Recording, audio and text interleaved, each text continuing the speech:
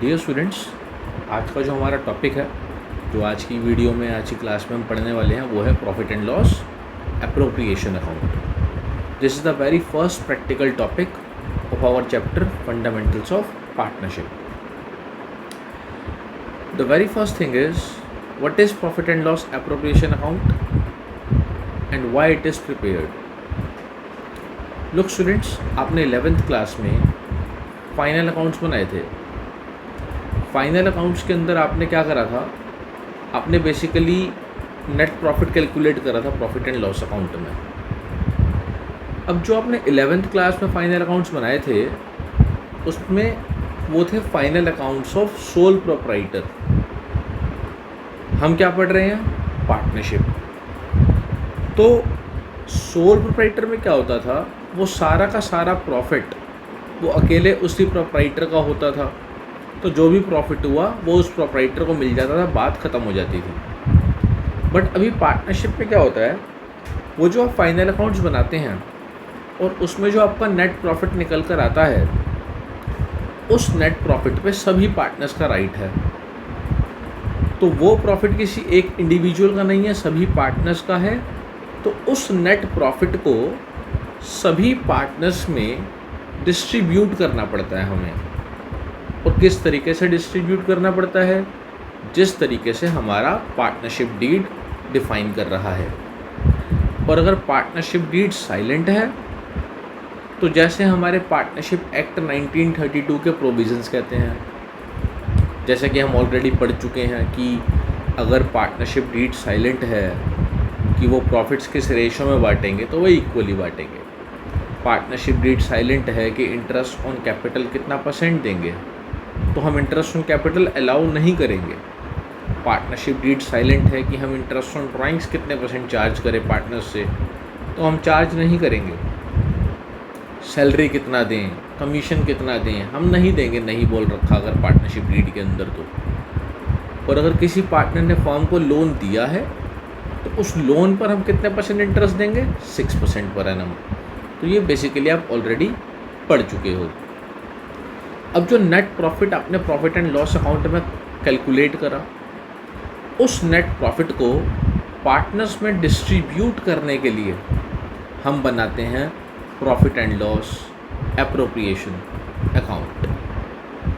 तो सबसे पहली बेसिक चीज़ क्या है, profit and loss appropriation account is prepared, profit and loss appropriation account is prepared to distribute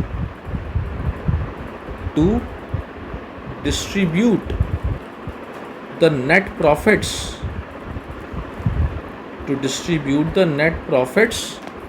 calculated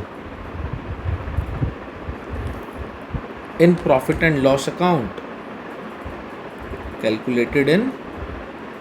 profit and loss account. वो net profit जो हम लोगों ने प्रॉफिट एंड लॉस अकाउंट में कैलकुलेट करे थे, उन नेट प्रॉफिट्स को पार्टनर्स में हम अब डिस्ट्रीब्यूट करेंगे।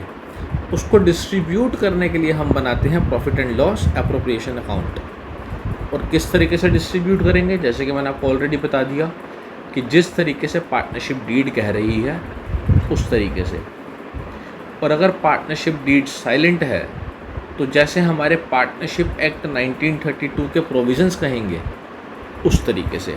किस तरीके से, as per the partnership deed, partnership जिस तरीके से करिए उस तरीके से, और as per the provisions of partnership act, as per the provisions of partnership act 1932। लेकिन ये कब होगा, if partnership deed is silent. पहला प्रेफरेंस मिलेगा हमारे पार्टनरशिप डीड को, बट अगर हमारा पार्टनरशिप डीड साइलेंट है, तो उस केस में जिस तरीके से हमारा पार्टनरशिप एक्ट के प्रोविजंस कहेंगे, हम उनको फॉलो करेंगे जो मैंने अभी ब्रीफली आपके साथ डिस्कस करे भी। अब profit and loss appropriation account कैसे बनता है, इसका फॉर्मेट क्या है, उसको देखने से पहले मेरे को 2 टर्म्स पढ़ने हैं। उन 2 टर्म्स के बारे में भी हम डिस्कशन करने वाले हैं। इससे पहले एक और इम्पॉर्टेंट बात मैं आपको बता दूं, क्या it is the part of financial statements. It is the part of financial statements. आप लोगों ने बेटा 11th क्लास में फाइनेंशियल स्टेटमेंट्स बनाने सीखे। उन फाइनेंशियल स्टेटमेंट्स में आप क्या करते थे, ट्रेडिंग अकाउंट बनाते थे, प्रॉफिट एंड लॉस अकाउंट बनाते थे, बैलेंस शीट बनाते थे, क्योंकि वो सोल प्रोप्राइटर के थे। पार्टनरशिप के अंदर आपको एक एक्स्ट्रा काम करना पड़ता है, profit and loss appropriation account बनाना पड़ता है, नेट प्रॉफिट को पार्टनर्स के बीच में डिस्ट्रीब्यूट करने के लिए। अब क्योंकि वो एक एक्स्ट्रा अकाउंट आप बना रहे हो प्रॉफिट्स को डिस्ट्रीब्यूट करने के लिए, बट वो भी ईयर के एंड में ही बनता है, बिकॉज प्रॉफिट्स कैलकुलेट कब होते हैं, ईयर के एंड में। तो अल्टीमेटली वो डिस्ट्रीब्यूट कब होंगे, ईयर के एंड में। तो जो आप प्रॉफिट को डिस्ट्रीब्यूट करोगे वो भी ईयर के एंड में करोगे, और वो भी आपके जो फाइनेंशियल स्टेटमेंट्स हैं उन्हीं का पार्ट है। It is also the part of your financial statements. Fine, now I was saying कि profit and loss appropriation account कैसे बनता है, ये सीखने से पहले 2 बेसिक टर्म्स हैं हमारे, वो हमें क्लियर होने बहुत ज़रूरी हैं। तो आइए पहले उन 2 बेसिक टर्म्स के बारे में पढ़ते हैं।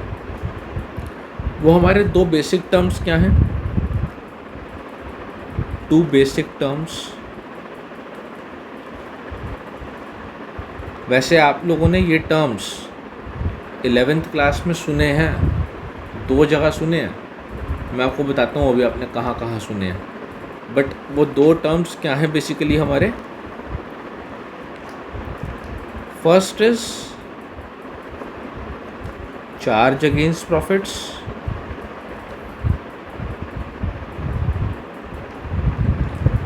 And second is appropriation of profits. ये दोनों टर्म्स आप लोगों ने 11th क्लास में पढ़े हैं, सुने हैं, charge against profits and appropriation of profits. आप सोच रहे होंगे कि कहाँ पढ़े हैं, कहाँ सुने हैं, तो मैं बता रहा हूँ कहाँ पढ़े हैं। बट आप वीडियो को पॉज करके रिकॉल करने की कोशिश करना कि आपने ये कहाँ पढ़े हैं, मैं बताने वाला हूँ। ये आपने पढ़े हैं बेटा, एक तो जो 11th में आपने चैप्टर पढ़ा था प्रोविजंस एंड रिजर्व्स, उसमें आपने एक डिफरेंस पढ़ा था प्रोविजन एंड रिजर्व्स के बीच में, that provisions are charge against profits whereas reserves are appropriation of profits. एक तो आपने वहाँ पढ़ा था। दूसरा आपने ये कहाँ पढ़ा था, बिजनेस स्टडीज़ के अंदर।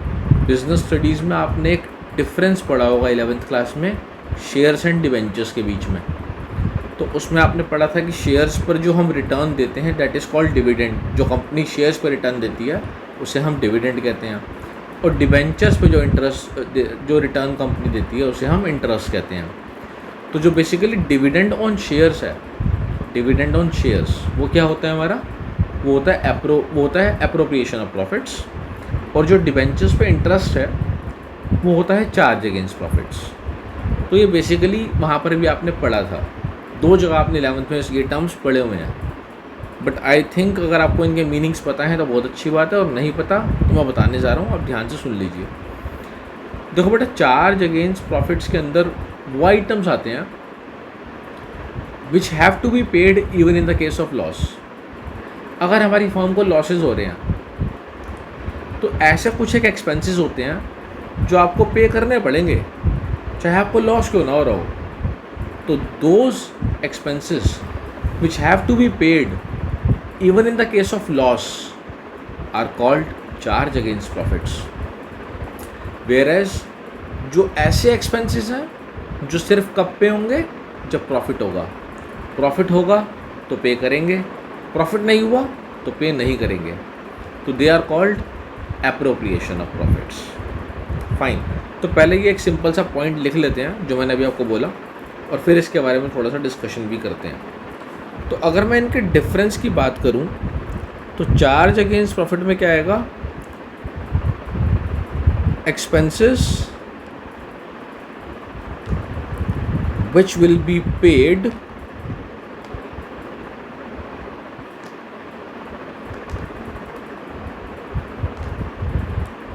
Even in the case of loss.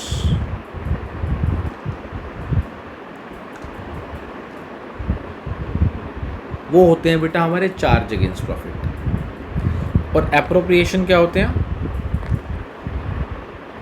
Expenses which will be paid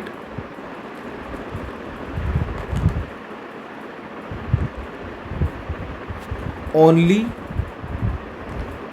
in the case of profits. ऐसे एक्सपेंस जो हम सिर्फ प्रॉफिट की सिचुएशन में पे करेंगे, अदरवाइज नहीं करेंगे, तो they are called appropriation of profits.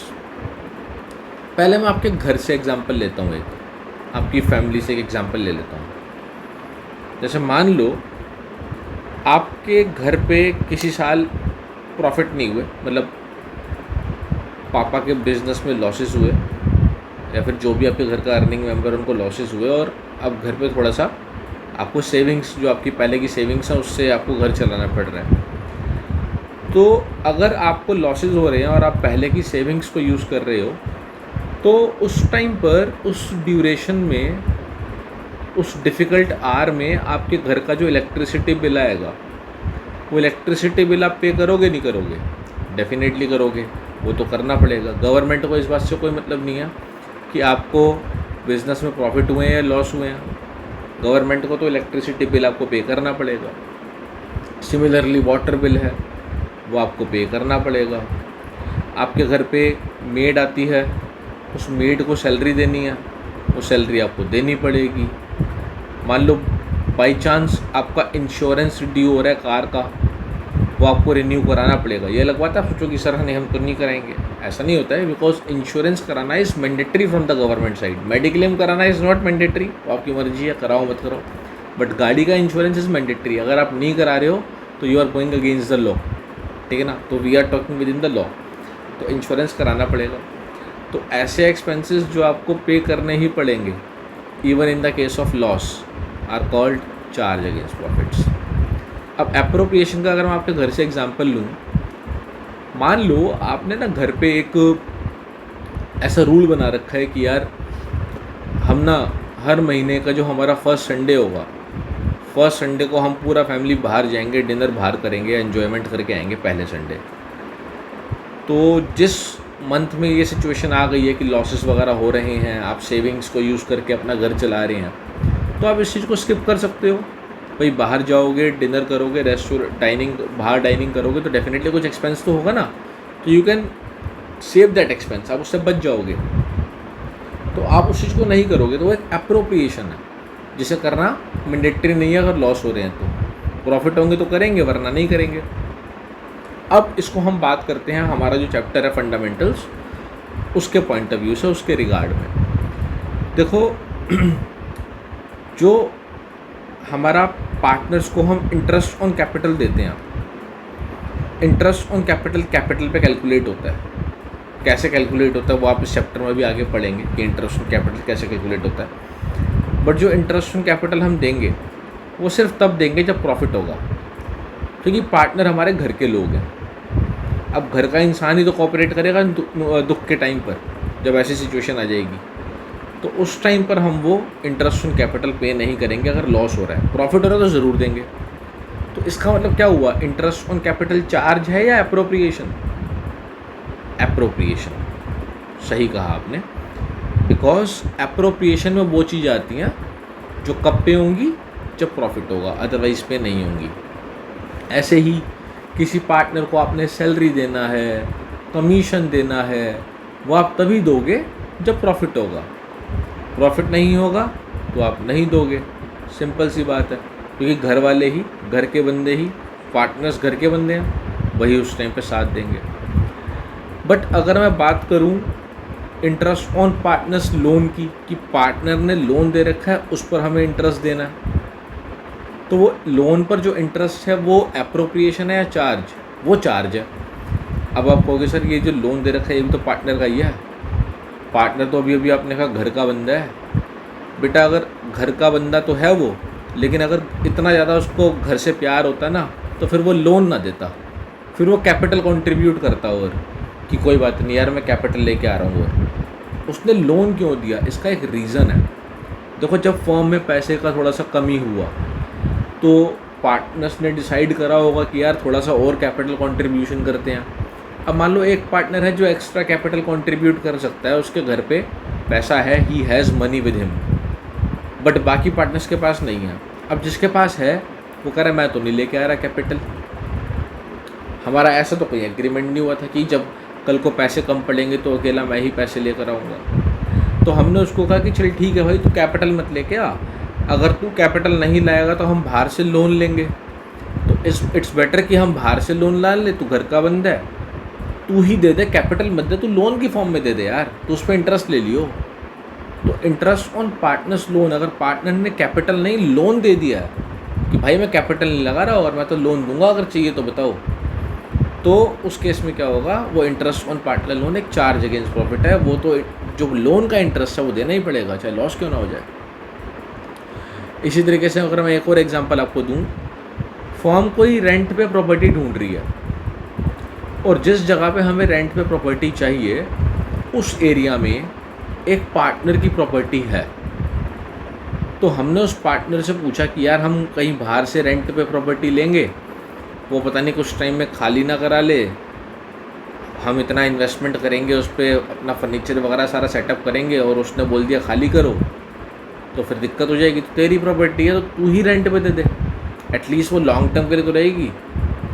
तो उसने कहा चलो ठीक है मैं रेंट पे दे देता हूँ, मगर इतना रेंट लूँगा मैं, जो भी उसने अमाउंट बोला। उसने कहा हाँ तो इतना रेंट ले लियो, तो बाहर से नहीं लेते, हम तेरे से ले लेते हैं, और बाहर हम कोई किसी डीलर को अप्रोच करेंगे, उसको हमें कमीशन भी देना पड़ेगा, वो भी बच जाएगा। तो हम अब उसको रेंट दे रहे हैं। तो जो पार्टनर ने अपनी प्रॉपर्टी रेंट पे दे दी है, उसको जो रेंट देना है वो तो देना ही पड़ेगा, that is a charge against profit. तो सिंपल सा लॉजिक क्या है, कुल मिला के कंक्लूजन ये है कि जो चीज़ आपको पे करनी ही पड़ेगी चाहे लॉस क्यों ना हो जाए, वो है चार्ज अगेंस्ट प्रॉफिट। बट जो चीज़ आप सिर्फ तब पे करेंगे जब प्रॉफिट होगा, वो है एप्रोप्रिएशन ऑफ प्रॉफिट। तो ये हमने फर्स्ट पॉइंट के बारे में अच्छे से बात करी। सेकेंड इम्पॉर्टेंट पॉइंट ये है कि हमारे बेटा जितने भी चार्ज अगेंस्ट प्रॉफिट होते हैं उनको हम प्रॉफिट एंड लॉस अकाउंट में डेबिट करते हैं। आइए पहले सेकंड पॉइंट लिख लेते हैं। सेकंड पॉइंट है हमारा, all the charges will be debited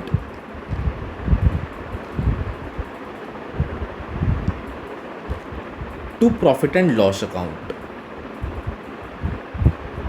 All the charges will be debited to profit and loss account, whereas all the appropriations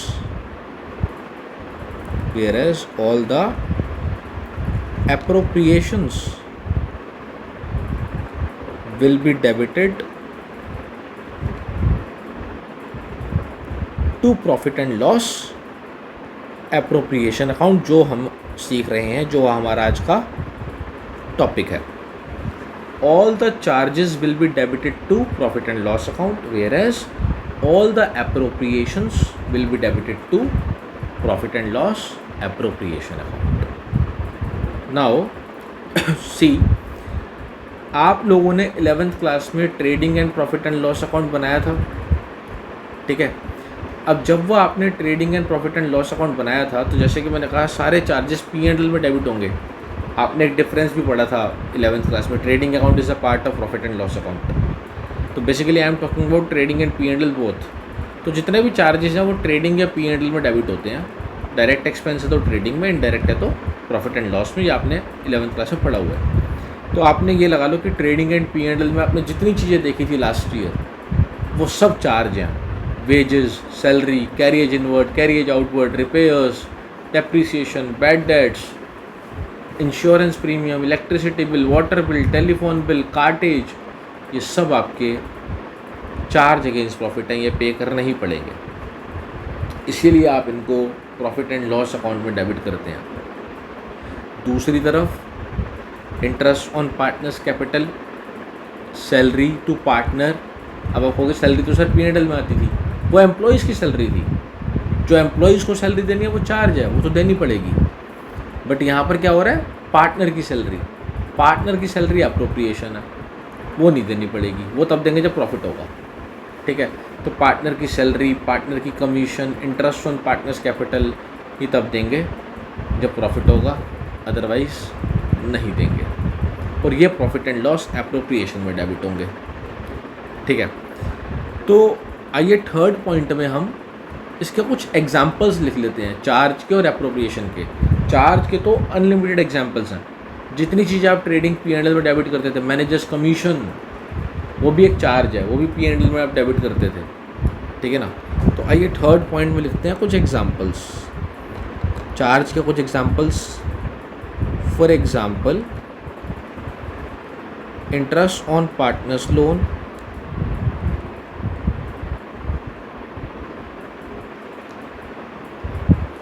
rent payable to partner या rent payable to anyone. Rent तो हमारा charge ही है, but क्योंकि यहाँ partnership पढ़ रहे हैं तो मैं उसके पॉइंट ऑफ व्यू से बोल रहा हूँ। तीसरा, मैनेजर्स कमीशन, अगर मैनेजर को कमीशन देना है, that is also a charge against profit etcetera, ये देना ही पड़ेगा चाहे लॉस क्यों ना हो जाए। दूसरी तरफ एप्रोप्रिएशन के अगर मैं एग्जांपल्स की बात करूं, इंटरेस्ट ऑन पार्टनर्स कैपिटल,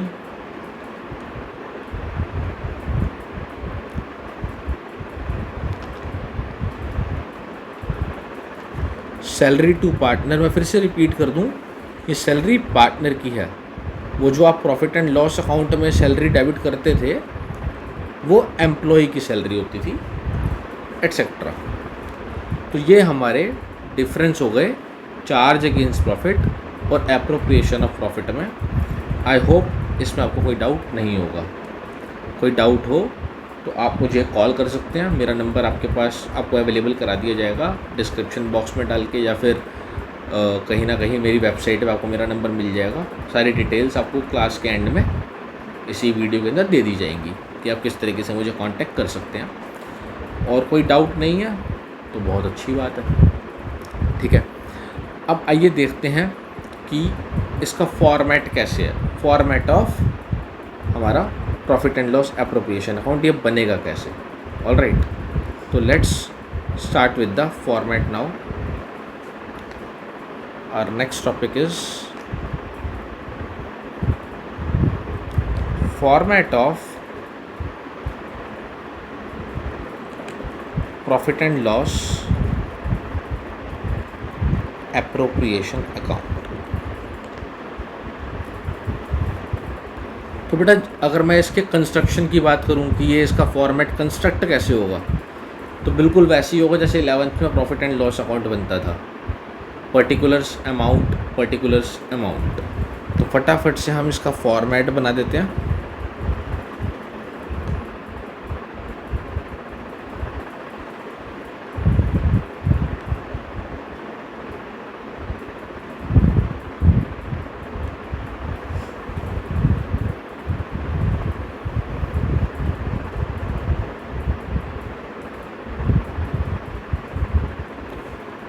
ऊपर हम हेडिंग क्या देते हैं, ऊपर बेटा हम हेडिंग देते हैं profit and loss appropriation account for the year ending. जैसे हम प्रॉफिट एंड लॉस अकाउंट पे भी लिखते थे फॉर द ईयर एंडिंग, जब भी हमारा ईयर एंड हो रहा है। मैं एज्यूम कर लेता हूँ कि मेरा ईयर एंड हो रहा है 2020 में, तो फॉर द ईयर एंडिंग मार्च 31, 2020। तो इस तरीके से हम हमारे अकाउंट के लिए हेडिंग देते हैं। ये हमारा left hand side debit side, right hand side credit side. ठीक है, अब उसके बाद पर्टिकुलर्स अमाउंट, पर्टिकुलर्स अमाउंट। अब इससे पहले कि मैं ये बताऊं आपको कि प्रॉफिट एंड लॉस एप्रोप्रिएशन के अंदर हम क्या क्या लिखते हैं, कैसे कैसे होता है, पहले मैं आपको ये बता दूं, जैसे आपका trading and profit and loss account एक नॉमिनल अकाउंट होता था, उसी तरीके से प्रॉफिट एंड लॉस एप्रोप्रिएशन का जो नेचर है वो नॉमिनल अकाउंट है। Profit and loss appropriation account is a nominal account. बहुत ज़्यादा प्रोबेबिलिटी है कि आपको एमसीक्यूज़ जो एग्ज़ाम में आएंगे वो उनकी जो अब नंबर ऑफ़ एमसीक्यूज़ हैं वो बढ़ जाएंगे। तो ऐसे क्वेश्चन एमसीक्यू में आ सकते हैं बेटा, what is the nature of profit and loss appropriation account, real account, nominal account, personal account, none of the above. तो नॉमिनल अकाउंट, तो you should know that this is a nominal account. अब देखो बेटा, जैसे कि मैं already बता चुका हूँ कि ये अकाउंट बनाने का पर्पस क्या है। जो हमने प्रॉफिट एंड लॉस अकाउंट में नेट प्रॉफिट कमाए हैं, उन नेट प्रॉफिट्स को पार्टनर्स पे डिस्ट्रीब्यूट करने के लिए हम बनाते हैं profit and loss appropriation account. तो आपने देखा था कि जब आप ट्रेडिंग अकाउंट बनाते थे, ट्रेडिंग अकाउंट में ग्रॉस प्रॉफिट कैलकुलेट होता था, फिर आप उस ग्रॉस प्रॉफिट को प्रॉफिट एंड लॉस अकाउंट में ट्रांसफ़र करते थे, क्रेडिट साइड पे आ जाता था वो। फिर आप profit and loss account complete करते थे और आपको पता है प्रॉफिट्स का क्रेडिट बैलेंस होता है, एसेट्स एंड एक्सपेंसेस का डेबिट बैलेंस होता है, कैपिटल लाइबिलिटी एंड रेवेन्यूज़ का क्रेडिट बैलेंस होता है। 11th के बेसिक सा फंड है ये। और जो लॉसेस हैं वो एक्सपेंसेस के अंदर ही कवर अप होते हैं, और जो प्रॉफिट एंड इनकम है वो हमारे रेवेन्यू में ही कवर अप होते हैं। तो प्रॉफिट्स का भी क्रेडिट बैलेंस होता है। तो जो हमें नेट प्रॉफिट हुआ है उसको हम प्रॉफिट एंड लॉस अकाउंट से सबसे पहले profit and loss appropriation account में ट्रांसफ़र कर देंगे। तो profit and loss appropriation account की क्रेडिट साइड पे आ जाएगा सबसे पहले bye net profit, bye net profit. यहाँ पर मैं आगे ऐड कर रहा हूँ इसके, as per profit and loss account. ये जो मैंने रेड कलर से लिखा है as per profit and loss account, बेटा इस बात की बहुत वैल्यू है। इस बात की क्या वैल्यू है, इस बात से क्या मीनिंग निकल कर आ रहा है, ये मैं आपसे इसके बारे में बात करूँगा नेक्स्ट वीडियो में। तो नेक्स्ट वीडियो ज़रूर देखिएगा, वहाँ पर मैं यही डिस्कशन करूँगा कि ये जो मैंने as per profit and loss account लिखा है इसके पीछे क्या लॉजिक है, इसके पीछे क्या हिडन बात है जिसका मैंने ध्यान रखना है। ठीक है, तो ये हो गया हमारा सबसे पहले तो net profit as per profit and loss account, इसका क्रेडिट बैलेंस होता है, तो ये क्रेडिट साइड पे आ गया। अब बेसिकली हमें करना क्या है, यहाँ पर हमें सबसे पहले इस प्रॉफिट को जब डिस्ट्रीब्यूट करना स्टार्ट करेंगे तो सबसे पहले हम इंटरेस्ट ऑन कैपिटल देंगे पार्टनर्स को, अगर पार्टनरशिप डीड में लिखा है तो अगर हमें इंटरेस्ट ऑन कैपिटल देना है तो इंटरेस्ट ऑन कैपिटल का नेचर क्या होता है बेटा, it is an expense. Interest on capital हमारा एक्सपेंस होता है, और क्योंकि वो एक्सपेंस होता है तो यहाँ पर वो डेबिट हो जाएगा। ये नॉमिनल अकाउंट है, नॉमिनल अकाउंट में सारे एक्सपेंसेस को आप डेबिट करोगे तो interest on capital is an expense, वो यहाँ डेबिट हो जाएगा। एक दूसरे तरीके से भी समझ लेते हैं, इंटरेस्ट ऑन कैपिटल एक एक्सपेंस है, एक्सपेंस करने से प्रॉफिट इंक्रीज होगा या रिड्यूस होगा, रिड्यूस होगा। और प्रॉफिट अगर रिड्यूस होता है तो डेबिट होता है। तो आप इस तरीके से भी सोच सकते हो कि इंटरेस्ट ऑन कैपिटल यहाँ डेबिट होगा। ठीक है, तो इंटरेस्ट ऑन कैपिटल एक एक्सपेंस है, वो यहाँ डेबिट होगा। या फिर आप ये कह लो इंटरेस्ट ऑन कैपिटल से प्रॉफिट्स कम होते हैं इसीलिए वो यहाँ डेबिट होगा। तो यहाँ पर हम डेबिट कर देंगे जितना हमें जिस पार्टनर को इंटरेस्ट देना है to interest on capital account. अब मैं एग्जांपल ले रहा हूँ, मैं दो पार्टनर्स हैं ए एंड बी, तो जितना ए को इंटरेस्ट देना है उतना हम ए को दे देंगे, जितना बी को इंटरेस्ट देना है उतना हम बी को दे देंगे, और जो इसका टोटल है वो हम आउटर कॉलम में लिख देंगे। इसके बाद मैंने पार्टनर्स को सैलरी देनी है। सैलरी देने से क्या होगा, कैपिटल बढ़ेगी, प्रॉफिट बढ़ेगा कम होगा, प्रॉफिट कम होगा, प्रॉफिट कम होगा तो डेबिट होगा। और दूसरी तरफ सैलरी का नेचर क्या है, एक्सपेंस। तो अगर हम पार्टनर को सैलरी देते हैं तो वो भी profit and loss appropriation account में डेबिट होगी, because it is an expense. तो यहाँ डेबिट साइड पर आ जाएगा टू सैलरी, जितनी सैलरी मैंने ए को देनी है वो ए को, जितनी बी को देनी है वो बी को। इनर कॉलम में अमाउंट लिख देंगे, और जो इसका टोटल है वो हमारा आ जाएगा आउटर कॉलम में। फाइन। इसके बाद अगर पार्टनरशिप डीड में लिखा है कि हमने पार्टनर्स को कमीशन देना है, तो कमीशन से भी क्या होगा, प्रॉफिट्स रिड्यूस होंगे, तो वो डेबिट होगा। और कमीशन का नेचर क्या है, एक्सपेंस है, क्योंकि वो एक्सपेंस है इसलिए वो यहाँ डेबिट होगा। तो यहाँ पर डेबिट साइड पर आ जाएगा टू कमीशन, जितना कमीशन हमें ए को देना है वो ए को, जितना बी को देना है वो बी को।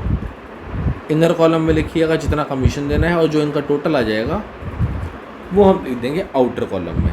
ये मैं मैक्सिमम चीज़ें लेके चल रहा हूँ कि अगर हमें ये सब चीज़ें देनी है, मे बी सैलरी ना हो क्वेश्चन में स्किप कर देंगे, कमीशन नहीं है उसको स्किप कर देंगे, जो है वो लिखेंगे, बाकी स्किप कर देंगे, बट मैं सब कुछ लेके चल रहा हूँ। इसके बाद क्या होगा, अगर पार्टनरशिप डीड में लिखा है कि पार्टनर्स ने जो ड्राइंग्स करी हैं उस पर हमें इंटरेस्ट ऑन ड्राइंग्स भी चार्ज करना है, तो फिर वही वाली बात आपने 11th में पढ़ा है, इंटरेस्ट ऑन ड्राइंग्स का नेचर होता है income, it's a profit for you, income firm को रिसीव होगा पार्टनर से, तो उससे हमारे प्रॉफिट्स इंक्रीज़ होंगे, प्रॉफिट इंक्रीज़ होंगे तो क्रेडिट होंगे, और इंटरेस्ट ऑन ड्राइंग्स का नेचर है इनकम, तो वो क्रेडिट ही होगा।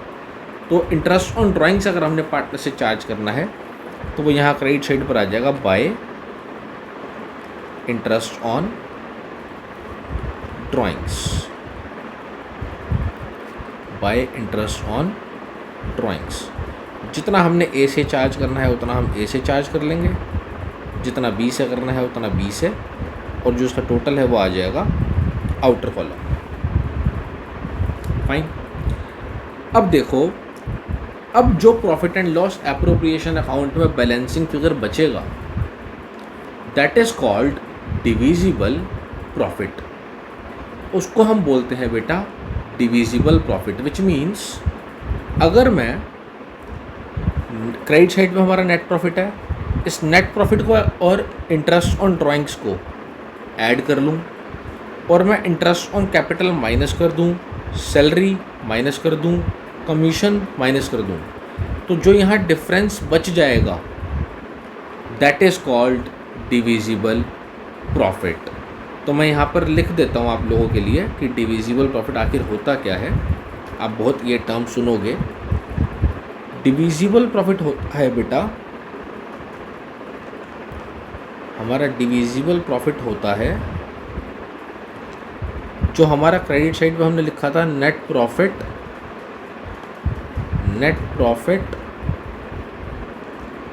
As per profit and loss account, उसमें से आप माइनस कर दीजिए इंटरेस्ट ऑन पार्टनर्स कैपिटल,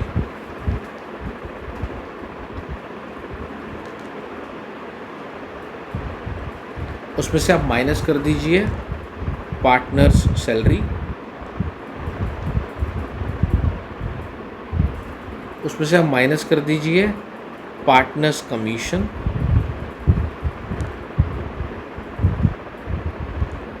और आप उसमें प्लस कर दीजिए इंटरेस्ट ऑन पार्टनर्स ड्राइंग्स। तो जो चीज़ें क्रेडिट साइड पर हैं उनको हमने प्लस कर लिया, जो चीज़ें डेबिट साइड पर हैं उनको हमने माइनस कर दिया। तो ये सब सॉल्व करने के बाद जो बचा that is called divisible profit. अब जो डिविजिबल प्रॉफिट है बेसिकली वो पार्टनर्स आपस में डिस्ट्रीब्यूट कर लेंगे। कैसे डिस्ट्रीब्यूट कर लेंगे? अपनी प्रॉफिट शेयरिंग रेशियो में। और अगर उनकी प्रॉफिट शेयरिंग रेशियो डिफाइंड नहीं है तो इक्वली, ठीक है ना, ये आपने ऑलरेडी पढ़ा हुआ है। अब कई बार पार्टनर्स क्या डिसाइड करते हैं कि यार जितने हमारे पास डिविजिबल प्रॉफिट बचे हैं हम वो सारे प्रॉफिट्स को डिस्ट्रीब्यूट नहीं करते। क्यों नहीं करते? क्योंकि यार ये फ्यूचर में कुछ ना कुछ अगर कोई अनसर्टेनिटी हो गई तो दिक्कत हो जाएगी। तो उन्होंने कहा क्यों ना यार हम इस प्रॉफिट का कुछ थोड़ा सा पार्ट किसी रिजर्व में डाल के रख लें, ताकि हमारे बुरे वक्त में जब लॉसेस हो रहे होंगे, कोई गवर्नमेंट की पॉलिसी चेंज हो गई जिसकी वजह से हमारे बिज़नेस में कोई लॉस हो गया या हमारे बिज़नेस में कुछ अनस्टेबिलिटी आ गई, तो एटलीस्ट हमारे पास कुछ रिजर्व्स पड़े हैं जिससे हम उस टाइम को भी कहीं ना कहीं देख लेंगे, कोई ऐसी दिक्कत नहीं होगी ज़्यादा। तो अगर उन्होंने डिसाइड करा है कि वो प्रॉफिट का कुछ पार्ट से रिज़र्व बना रहे हैं तो क्या होगा? रिज़र्व बनेंगे प्रॉफिट में से। जब आप रिज़र्व बनाओगे तो प्रॉफिट रिड्यूस हो जाएंगे, प्रॉफिट कम हो जाएंगे, और प्रॉफिट कम होंगे तो डेबिट होंगे। तो डेबिट साइड पर आ जाएगा टू रिज़र्व, अगर हमने प्रॉफिट का कुछ पार्ट रिज़र्व में डाल दिया तो। बट ये फिर वही वाली बात है कि ये भी एक एप्रोप्रिएशन है, आपकी मर्जी है, आपको रिज़र्व क्रिएट करना है तो करिए, अगर करोगे तो समझदारी है, फ्यूचर में काम आएगा वो पैसा, नहीं करना आपकी मर्जी। जैसे आपके घर में भी है, कोई कितना भी अर्न करता हो बट वो ट्राई करता है कुछ सेविंग करने का, तो अगर आप सेविंग करोगे तो बढ़िया है, आपके फ्यूचर में काम आएगा वो। जब कुछ आपके पास अपॉर्चुनिटीज़ होंगी ग्रो करने की, कुछ पैसा लगाने से आप ग्रो कर सकते हो, तो आपके पास सेविंग्स आप लगा पाओगे। बट अगर आप सारा पैसा खर्च कर दोगे, सेविंग्स नहीं करोगे, तो आपको बाद में ग्रो करने में दिक्कत आएगी, ठीक है ना। तो सीधी सी बात, सेविंग्स करना मैंडेटरी तो नहीं है ना, आपकी मर्जी है, करोगे तो अच्छी बात है। ऐसी रिजर्व बनाना मैंडेटरी नहीं है, मर्जी है, बनाओगे तो अच्छी बात है।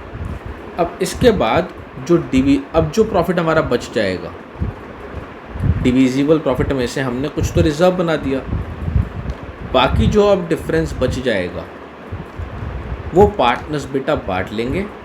कैसे बांटेंगे? अपनी प्रॉफिट शेयरिंग रेशो में। अब यहाँ पर मैं एक बड़ा इंपॉर्टेंट पॉइंट आपको बताने वाला हूँ। यहाँ डेबिट साइड पर आ जाएगा टू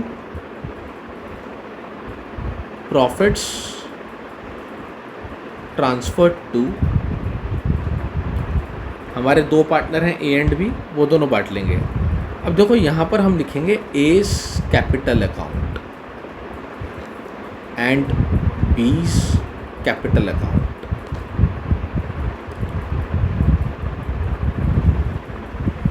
इस बात का ध्यान रखना कि देखो बेटा, ऊपर जब मैंने इंटरेस्ट ऑन कैपिटल दिया तब मैंने सिर्फ ए और बी लिख दिया, कैपिटल तो साथ में नहीं लिखा।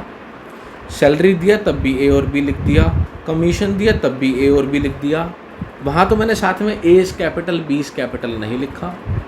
बट जब मैं डिविजिबल प्रॉफिट्स को बांट रहा हूँ तो मैं साथ में कैपिटल अकाउंट भी मेंशन कर रहा हूँ, और ये कैपिटल अकाउंट मेंशन करना ज़रूरी है बेटा, वरना हाफ मार्क कट जाएगा। अब ऐसा क्यों है कि जब मैंने इंटरेस्ट ऑन कैपिटल दिया तब कैपिटल लिखना ज़रूरी नहीं था, सैलरी कमीशन में ज़रूरी नहीं था, मगर डिविजिबल प्रॉफिट्स को डिस्ट्रीब्यूट करते वक्त इसको कैपिटल लिखना ज़रूरी है? इसके पीछे क्या रीज़न है ये भी मैं आपको नेक्स्ट वीडियो में बताऊंगा। तो मैंने आपसे दो बातें नेक्स्ट क्लास में, नेक्स्ट वीडियो में बताने का प्रॉमिस किया है। पहली चीज़ जो मैंने क्रेडिट साइड पे लिखा है, by net profit as per profit and loss account, इसमें जो ये as per profit and loss account मैंने रेड से लिखा है, इसकी क्या वैल्यू है ये मैं आपको नेक्स्ट वीडियो में इसके बारे में बात करूँगा। और दूसरी बात कि यहाँ पर खाली ए भी लिखा बट डिविजिबल प्रॉफिट्स को बांटते वक्त कैपिटल साथ में लिखा, ऐसा क्यों? इसके पीछे क्या रीज़न है? अगर मैं इंटरेस्ट ऑन कैपिटल, सैलरी और कमीशन में, और more over interest on drawings में भी, क्रेडिट साइड पे इंटरेस्ट ऑन ड्राइंग्स में भी मैंने खाली ए और बी लिखा, वहाँ पर कैपिटल लिखना ज़रूरी नहीं है। लिख दोगे तो भी करेक्ट है। अगर आप interest on capital, salary, commission और इंटरेस्ट ऑन ड्राइंग्स में एस कैपिटल बीस कैपिटल लिखोगे तो गलत नहीं है, वो भी करेक्ट है। बट डिविजिबल प्रॉफिट में तो लिखना मैंडेटरी है, नहीं लिखोगे तो इनकरेक्ट हो जाएगा। रीज़न नेक्स्ट क्लास में। बट मैं कहूँगा कि जब मैंडेटरी नहीं है interest on capital, salary, commission और इंटरेस्ट ऑन ड्राइंग्स, तो मत लिखो, सेव योर टाइम। लिखोगे टाइम बचेगा ना। अब आप कहोगे सर कितना टाइम बच जाएगा इससे? मैं कह रहा हूँ 30 सेकेंड्स बच जाएंगे, ज़्यादा नहीं बचेंगे। जब एग्ज़ाम पूरा होता है बच्चे, 3 आवर्स के बाद बेल बच जाती है, तो बच्चा क्या कहता है, मैम बस 1 मिनट। 60 सेकेंड्स ही तो मांगता है वो। इसका मतलब 1 मिनट की वैल्यू है ना। कभी देखा है कोई बच्चा कह रहा है कि ma'am half an hour, bell बच गई है 3 आवर्स का, तो कह रहा है मैम आधे घंटे में दे दूंगा प्लीज़, आधा घंटा रुक जाओ। नहीं ना, हर कोई 1 मिनट ही मांगता है ना। इसका मतलब 1 मिनट की वैल्यू है। तो एवरी मिनट इज़ इम्पॉर्टेंट और वो हमें वो बचाना है, ठीक है। तो ये हुई इसकी बात कि भाई यहाँ पर कैपिटल लिखना मैंडेटरी है। ये भी एक बड़ी इंपॉर्टेंट चीज़ है जिसको आप ध्यान रखिएगा। नेक्स्ट क्लास में ये 2 बातें तो मैं करूँगा ही करूँगा आपसे कि ये प्रॉफिट एंड लॉस अकाउंट और यहाँ ए बी लिखने से काम क्यों चल गया। और इसके अलावा हम क्या करने वाले हैं, ये तो हमने देखा profit and loss appropriation account. अब इसके बाद हम इसकी जर्नल एंट्रीज को डिस्कस करेंगे, और जर्नल एंट्रीज को डिस्कस करने के बाद उससे नेक्स्ट वीडियो में इसके हम कुछ न्यूमेरिकल्स करेंगे। तो इस वीडियो के लिए भी इतना ही। डाउट्स के लिए कैसे आप मेरे को अप्रोच कर सकते हो, वो आपको इस वीडियो के एंड में अभी एक रिटन फॉर्म में मिल जाएगा। ठीक है, बाय, सी यू।